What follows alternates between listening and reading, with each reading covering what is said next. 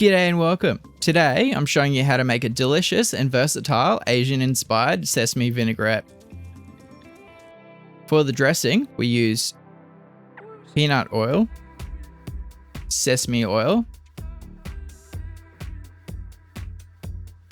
rice wine vinegar, soy sauce, and sugar.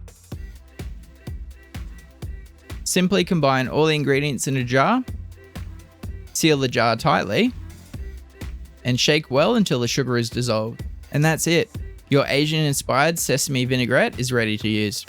Store it in the fridge for up to 3 weeks. Remember to bring it back to room temperature and shake well before using. It's perfect for salads, slaws, and marinades. Enjoy.